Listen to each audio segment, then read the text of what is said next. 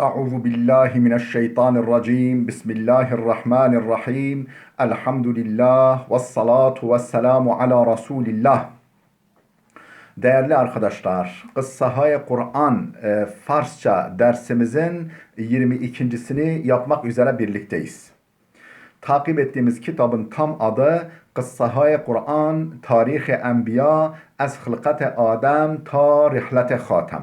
Kur'an kıssaları, peygamberler tarihi, Adem'in yaratılışından Hazreti Muhammed yani Hatemul Enbiya Hazreti Muhammed'in vefatına kadar. Müellif Cadel Mevla yani Arapça orijinal yazarı Cadel Mevla, mütercim yani Farsça çeviren ise Muhammed Aftabi. Kitabımızın 90. sayfasına gelmiştik. Efendim konumuz neydi? Hazreti Nuh Aleyhisselam kıssası. Nuh'un oğlunun dalgalara kapılıp o kafir olan büyük oğlu Kenan'ın dalgalara kapılıp boğulması, Nuh Aleyhisselam'ın işte boğulmadan önce onunla diyalogları, konuşmaları ve Cenab-ı Hakk'a daha sonra o boğulduktan sonra Allah'a yalvarıp ya Rabbi benim evladımdı o efendim onu keşke kurtulsaydı diye efendim düşüncesini arz etmesi karşısında Allah'ın ikazı ne okumuştuk? Efendim son paragrafındayız. Bu sayfanın son paragrafındayız. Diyor ki Nuh bila fasıla lebbe istiğfar yaşud ve be Huda penah burd ve çunin arza daşt. Nuh Aleyhisselam bila fasıla durmadan lebbe istiğfar yaşud efendim istiğfar etti. Efendim dilini kıpırdattı istiğfar için, Allah'tan bağışlama dilemek için bu müracaatından dolayı ve be Huda penah burd ve Allah'a sığındı ve çunin arzadaş ve şöyle arz etti Allah'a. Bari Hudaya از خواستن چیزهایی که ماهیت آنها را نمیدانم efendim mahiyetini bilmediğim şeyleri talep etmekten, istemekten به تو پناه میبرم sana sığınıyorum. Ve eğer mera nebakşi, eğer beni affetmezsen beyakin az ziyankaran خواهم بود. Kesinlikle kaybedenlerden, hüsrana uğrayanlardan olacağım.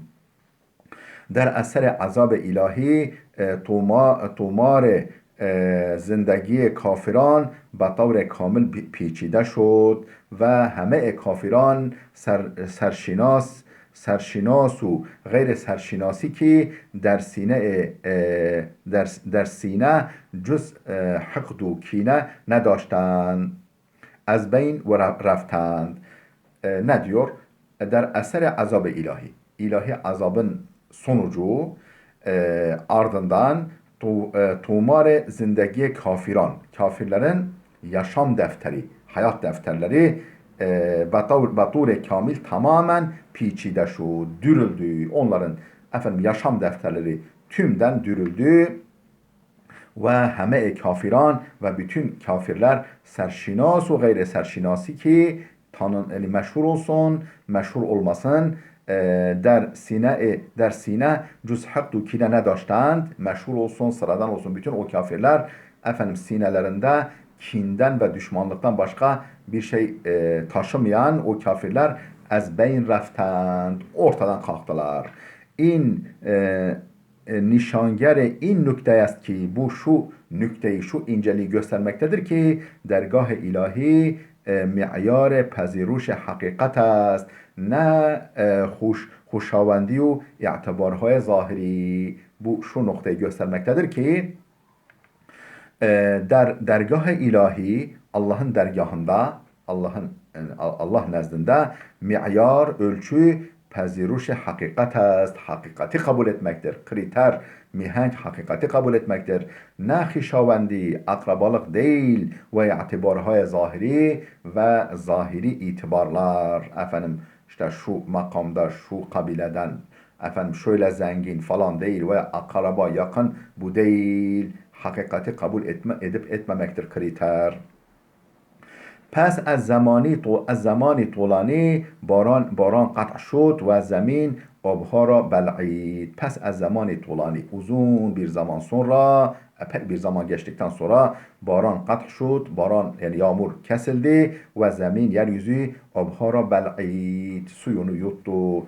کشتی نوح بر فراز کوه جودی لنگر انداخت. نوح Aleyhisselam'ın gemisi ber firaze kuhe Cudi dağının tepesinde üzerinde lenger endaht demir attı. Angah ferman-ı ilahi resid ki o zaman Allah'ın fermanı ulaştı ki eknun işte şimdi با شادی و سلامتی در زمین امن ilahi فرود آیید. اکنون şimdi با شادی و سلامتی mutluluk ve selametle der zemine emni ilahi Allah'ın emniyet zeminine, emniyet güvenlik zeminine فرود آیید inin ki diğer meskhara کنندگان و طعنه زنان haberi نیست ve diğer artık az meskhara کنندگان o alay edicilerle ve ta'ne zenan o incitici laflar edenlerle redenlerden haber nist. Artık onlardan haber bile yok. Onlar yok olup gittiler. Kabri Nuh ve avsiyayı pes ezvey. Nuh Aleyhisselam'ın kabri, mezarı ve ondan sonra vasiyet ettiği kimseler yani veliaht tayin ettiği yani belirlediği kimseler. Kabri Nuh Aleyhisselam der Necef. Kenar kabri emir-i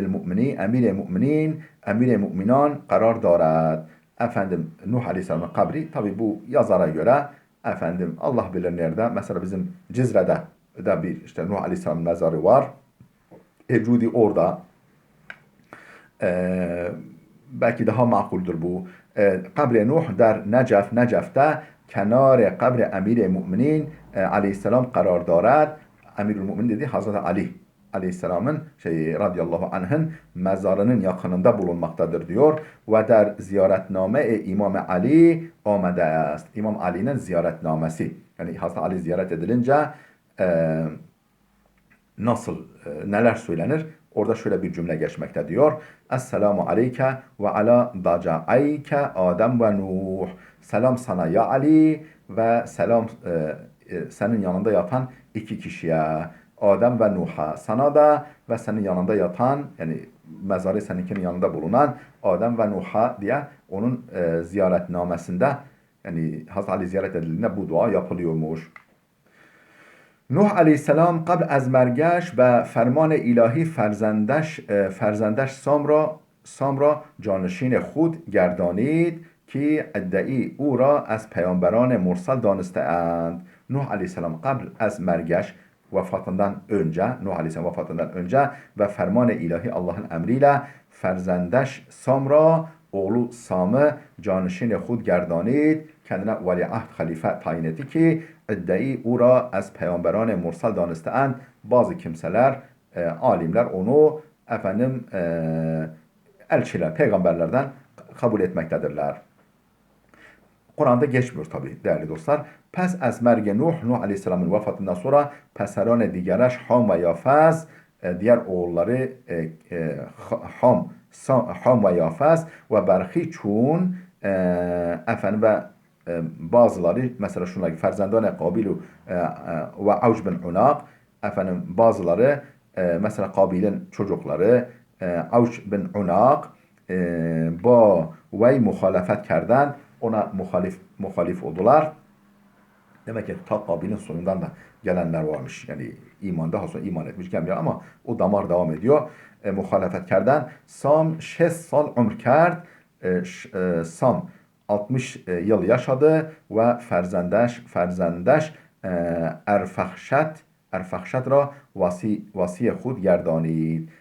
Oğlu Erfakşadi kendine vasi yani veliaht tayin etti. Bunların hiçbiri Kur'an'da yok değerli dostlar. Sahih sünnette de yok. Belki Kitab-ı Mukaddesten veya başka yerlerden alınmış olabilir. Heme muarrikhan Erfakşad ra Ebul Enbiya namideend. Bütün tarihçiler diyor Erfakşandi peygamberlerin babası olarak kabul ediyorlar ve gufteend ki ve diyorlar ki nesebi peygamberan pes az Nuh Nuh Aleyhisselam'dan sonraki peygamberlerin nesebi be vey muntehi mi şevad. Onda son bulmaktadır. Ona dayanmaktadır. Erfakşad ra az cümle peygamberani danısteend. Onu da peygamberlerden kabul ediyorlar ki beraya davet merdum be suye perverdigar ki insanları Allah'ın huzuruna, Allah'ın yakınlığına efendim bunun için yani bu yolda bu uğurda rence feravani değil. Çok rahatsız yani çok sıkıntılar gördü, çok sıkıntılar çekti. O der efendim 406 salagi 406 salagi yani 460 yaşlarında az dünya reft, dünyadan göçtü ve ferzendaneş شامخ را و فرزندش شامخ را جانشین خود ساخت و oğlu Şamах'ı kendine veliaht, kendine halife tayin etti. Ve pes az o ondan sonra ferzendeş Hud, oğlu Hud ve makam risalet berguzide şud. Peygamberlik için seçildi. Gel Nuh Aleyhisselam kıssası bitti. Geldik Hazreti Nuh Aleyhisselam. Nuh Aleyhisselam kıssasına geldik. Burada yine her zaman olduğu gibi ayetlerle başlıyor. Efendim okuyalım, tercüme edelim. Ve ila adin ahahum huden qale ya kavmi ibudullaha ma lekum min ilahin gayruh.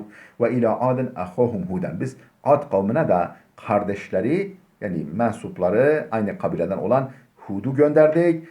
Kale Hud dedi ki ya kavmi kavmim ey kavmim u'budullaha Allah'a kulluk edin ma lekum min ilahin gayruh. Sizin için ondan başka ilah yok. İn entum illa muftarun. Siz ancak iftira ediyorsunuz. Bana iftirada bulunuyorsunuz benim yalancı saymakla. Ya kavmi la es'alukum aleyhi ecran.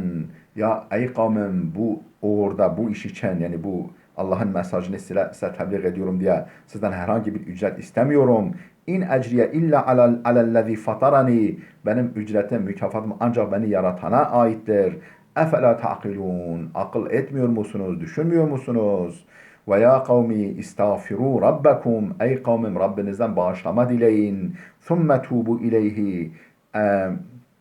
Sonra ona tövbe edin ki yursilis sema aleykum midrara size bol yağmur yağdırıcı olarak bulutlar göndersin ve yazidkum kuvveten ila kuvvetikum gücünüze güç katsın ve la tetevellev mujrimin efendim günahlara dadanarak Allah'tan yüz çevirmeyin. Allah'ın efendim davetinden yüz çevirmeyin. Efendim Hud suresi kaçıncı ayetler? 50 52 ta kaça kadar? 60'a kadar. Yani efendim bu Nuh kıssası buralarda anlat. Kur'an-ı Kerim Hud suresi 50'den 60'a kadar. Efendim kavmi Ad. Ad kavmi. Kimdir bu Ad kavmi? Sayfa 95'te. Kavmi Ad در سرزمینی به نام احقاف ساکن بودند. Efendim Ad kavmi der serzemini efendim bir bölgede, bir memlekette bename Ahkaf sakin buden Ahkaf adında bir yerde, bölgede sakin idiler. Oranın sakinleriydiler. آنان سالهای طولانی در ناز و نعمت به زندگی خود ادامه میدادند.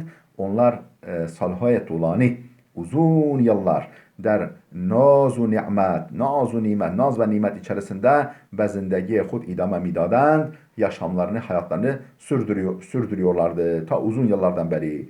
Ta çeşm kar mikerd, efendim göz görebildiği kadar, ta çeşm kar mikerd, yani göz görebildiği kadar nimet ve asayiş bud ki, böyle nimetlerle, huzurla, güvenlikle doluydu ki, Xudavand nasip anan kerده بود.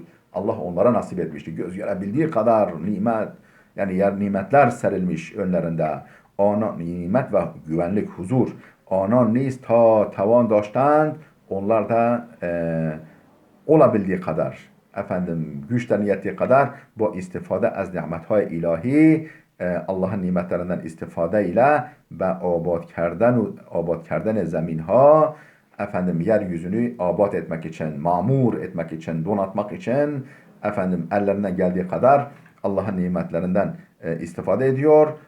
Keşte mezra'aha, tarla, yani ekin tarlaları ekmek, biçmek, tevsi'e bahha, bağlarını genişletmek ve balaburdan imaretha, binalarını, saraylarını yükseltmekle meşgul budand, meşgul idiler. Ellerinden geldiği kadar onlar da böyle yapıyorlardı. Güçlerine güç katıyorlardı Allah'ın nimeti sayesinde. خداوند متعال قوم عاد را افرادی تنومند و چهارشانه افرادی آفریده بود. Ne diyor?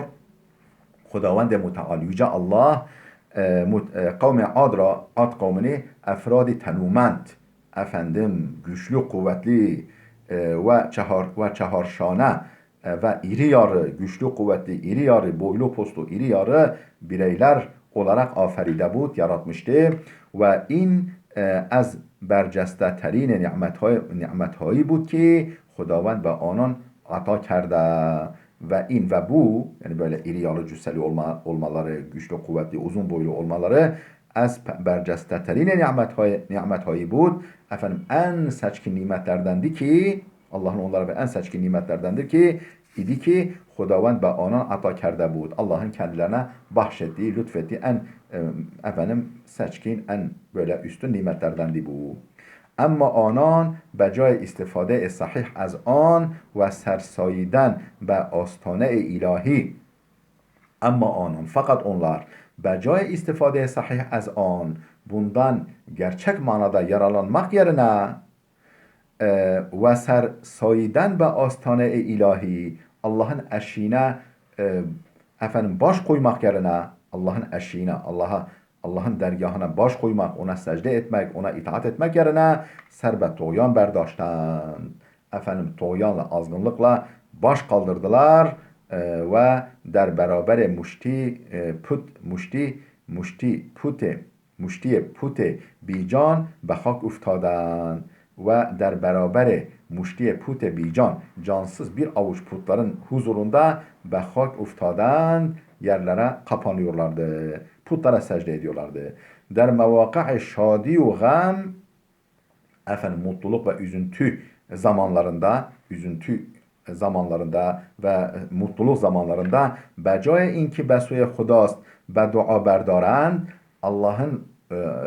Allah'a yönelik olarak dua edeceklerine besuye butha ba khari dest mi geçuden putların huzurunda zilletle el açıyorlardı. Allah'a yalvaracaklarına veya şükredeceklerine veya o musibetin kalkması için dua edeceklerine besuye butha putların huzurunda ba khari zilletle, horlukla dest mi geçudend, el açıyorlardı.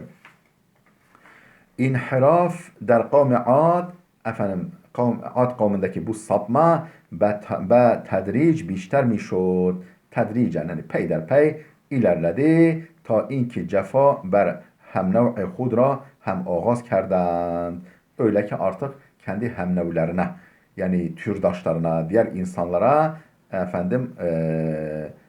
eziyet ve cefa ra ağaz kerden. Ona yani eziyet ve cefa vermeye başladılar. Yani artık azdılar.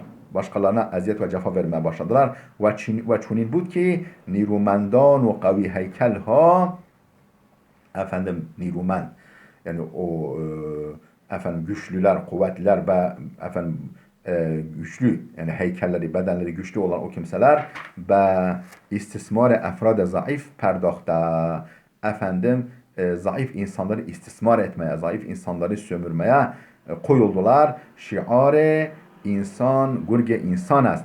İnsan insanın kurdudur. Şiarını ra matrah kerdend. Bunu ortaya koydular. Yani bunun tam gereğine ayna oldular. Bu söze ayna oldular. İnsan insanın kurdudur durumuna düştüler. باز هم رأفت خداوند به داد انسان گمراه و سرکش آمد. باز هم یعنی bir kez daha رأفت خداوند Allah'ın rahmeti, şefkati, merhameti به داد انسان گمراه و سرکش آمد. O yoldan sapmış ve serkeş insanların imdadına geldi, yetişti. Ve in bar nöbet risalet Hazreti Hud bud. Ve in bar bu defa bu kez nöbet risalet peygamberlik nöbeti kimindi? Nöbet risalet Hazreti Hud bud. Yani Hazreti Hud'un peygamberlik nöbeti, peygamberlik sırasıydı. O از طرف خداوند برای هدایت و دستگیری انتخاب şuda بود. O yani Hud aleyhisselam az tarafı Hudavand Allah tarafından برای hidayet و destgiri hidayet için ellerinden tutmak için intikap şuda بود seçilmiş idi. Efendim değerli dostlar videomuz uzadı. Burada dursun. Gelecek dersimize kadar Allah'a emanet olun.